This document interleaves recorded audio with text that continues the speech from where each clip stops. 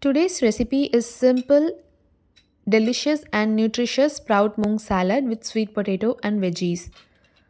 I am taking 1 cup each of sprout moong beans and diced sweet potato into a steamer plate. I am going to steam them for about 4 minutes.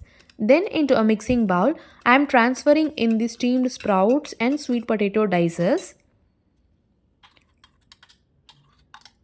Then I am going to add in finely chopped half onion, half tomato, half cucumber, finely chopped coriander leaves. Then I'm going to add half grated carrots.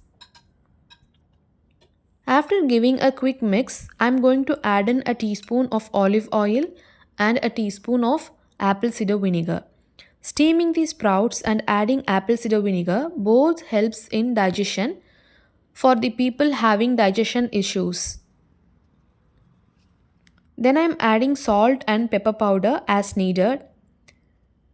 Finally, giving them a good mix and serve.